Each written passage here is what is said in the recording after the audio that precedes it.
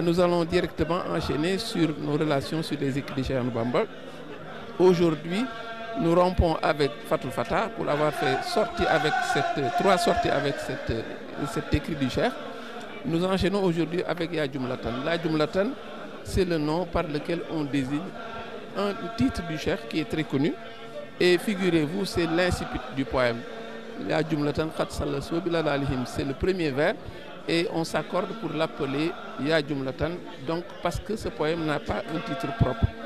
Et il faut dire également que c'est un poème, en ce qui concerne les circonstances de la composition, c'est un poème, les recherches s'accordent pour dire qu'il remonte à l'année 1903. Donc après le retour d'exil du Cheikh, un an après, puisque le Cheikh est retourné en 1902, il est revenu en 1902, et il a séjourné, n'est-ce pas, au Sénégal avant de repartir en Mauritanie. Et c'est dans cette période que le Cheikh a écrit ce poème. Vous verrez que c'est un poème dont l'allure ressemble beaucoup aux poèmes, n'est-ce pas, qu'on appelle les poèmes d'exil, parce que le ton est acerbe, nous allons y revenir, mais nous allons voir que c'est un peu différent puisque la période n'est pas la même si le Cheikh, n'est-ce pas, parle de Ashara Sinin. Donc 10 ans pendant lesquels il pense qu'il compte, il note que c'est une période où la guerre sainte de l'âme, le djihad nafs continue. C'est pourquoi ce poème également est inscrit dans ces 10 ans que le Cheikh repère comme les années du djihad. Donc jusqu'à la période où il va atteindre cette période qu'on appelle le Shukr Jamil, où il va rendre grâce à Dieu.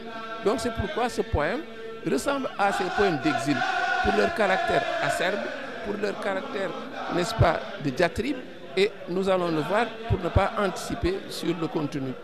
Et l'élément déclencheur de ce poème, ce sont des accusations. Encore une histoire d'accusation, nous allons dire, puisque le Cheikh a été l'objet de plusieurs accusations. Cette fois-ci, on l'accusait de préparer la guerre sainte. Évidemment, vous me direz, chat échaudé craint l'eau froide. Les colons, ils craignent ce djihad, cette guerre sainte, parce qu'ils ont eu maille à partir avec des chefs de guerre qui se sont battus contre eux sous la bannière de l'islam. C'est pourquoi tout autre religieux qui se lève, évidemment, il pense que c'est le même objet, c'est la même tendance. C'est pourquoi ils accusent le Cheikh de préparer des armes pour se battre, n'est-ce pas, pour mener une guerre sainte avec des armes. Et c'est pour répondre à ces accusations que le Cheikh va écrire ce poème. Et ces accusations ne datent pas d'aujourd'hui, elles ne font que refaire surface. Parce que on sait que les rapports qui ont abouti à ce jugement unique du 5 septembre 1895, mais ces rapports mentionnaient également que le Cheikh prépare le djihad par les armes, et ce sont des accusations qui ne font que refaire surface, parce que le comportement du colon a toujours été de lui chercher noise, de lui chercher querelle, de faire en sorte de l'accuser de tous les maux, mais on sait qu'il n'en a rien. La suite du poème va vous le montrer. Donc, nous avons parlé du titre.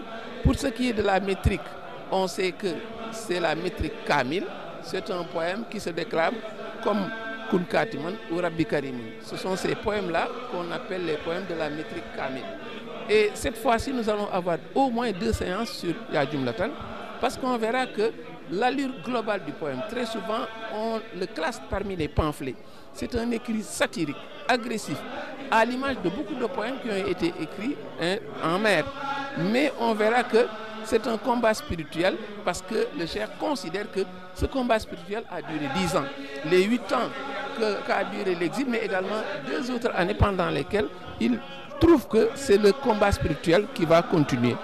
Donc c'est un écrit pamphlétaire et qui est perceptible à plusieurs niveaux. Au niveau du lexique, les termes utilisés, mais également au niveau de l'allure des propos qui sont convoqués dans ce poème-ci.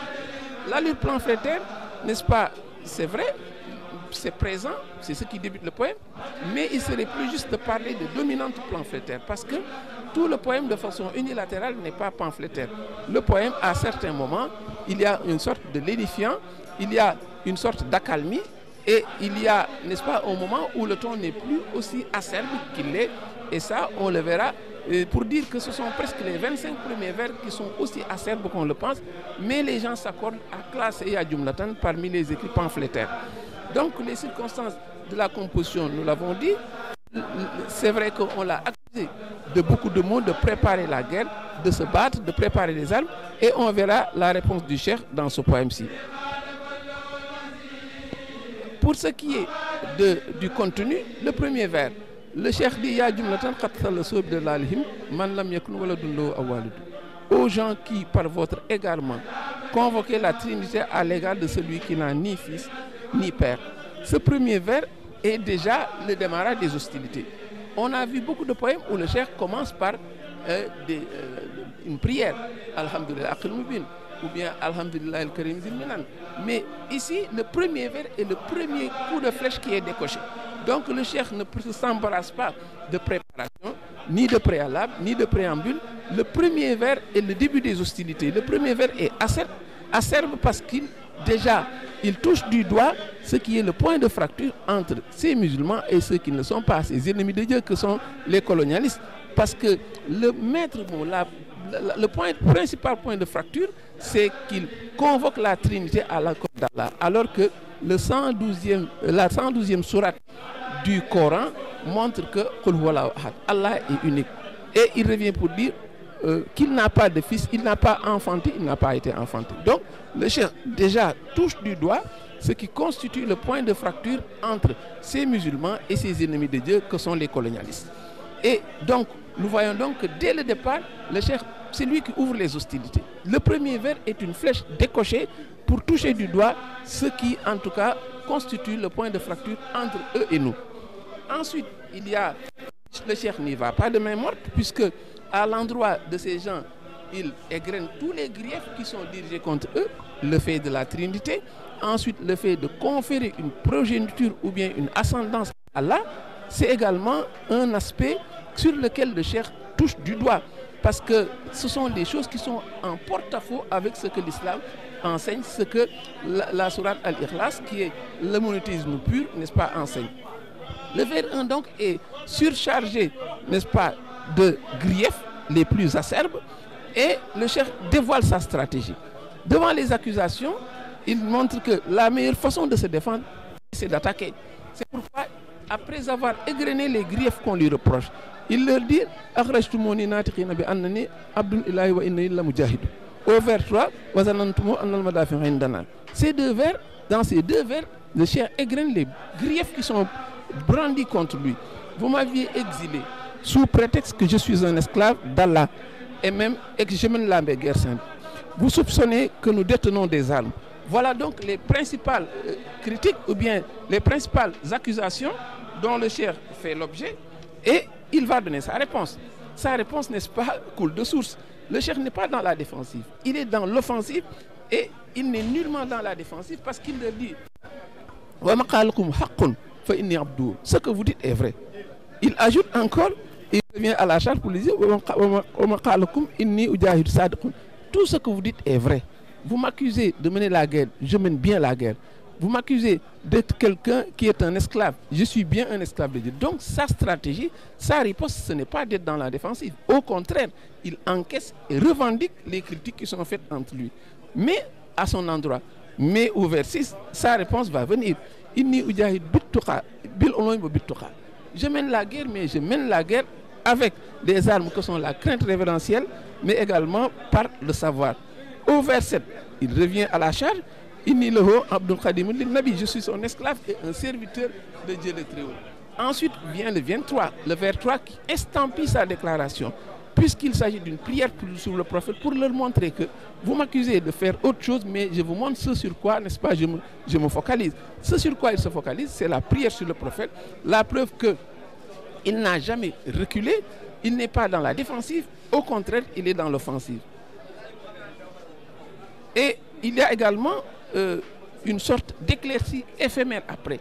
Parce que quand le cheikh monte au créneau, va à la charge, critique de façon acerbe, il ne s'empêche, n'est-ce pas, quand il évoque le prophète, de prier sur lui, de glorifier Allah, et cela fait une petite accalmie, mais c'est pour revenir ensuite à la charge.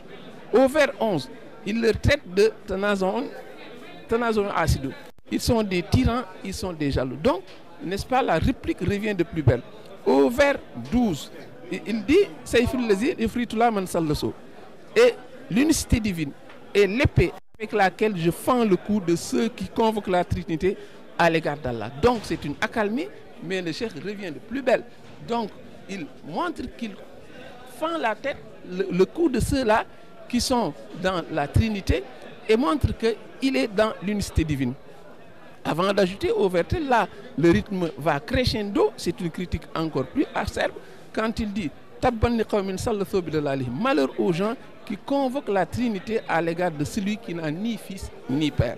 Et le clou vient dans le verset 14. Ouf de mépris à ceux qui associent Dieu et dont les mâles sont tous des lâches et des capitulaires. Déjà, l'onomatopée oufin est de nature à montrer que la critique est très acerbe. Ensuite, cela est traduit et renforcé par les termes khulfun, djubaoum, momukabidou. Là, on n'a pas besoin de quelqu'un qui maîtrise l'arabe pour savoir que ce sont des mots qui montrent le dépit du cheikh envers ces gens-là. L'allure pamphlétaire, donc, c'est réel, c'est vrai, mais on voit qu'il y a à un moment donné une certaine accalmie et le cheikh véritablement termine par une sorte de mélange explosif, de mélange détonnant avec l'onomatopée oufine, mais également par les termes khulfun, djubbaoum, mukabidou, qui sont des termes qui, à seul, par la sonorité, dénotent que le cheikh a un dépit profond envers ces gens. Et nous aurons terminé cette première partie qui constitue 25 vers. Les 25 vers, on le verra, sont une sorte de lénifiant, de calmant, d'éclairci, parce que le cheikh n'est pas toujours dans l'offensive. Quand il s'agit de parler d'Allah et du prophète, il se perd dans les prières. Et c'est cela la deuxième partie que nous allons voir demain, Inch'Allah. Wassalamu alaikum wa rahmatullahi ta'ala wa barakatuhu.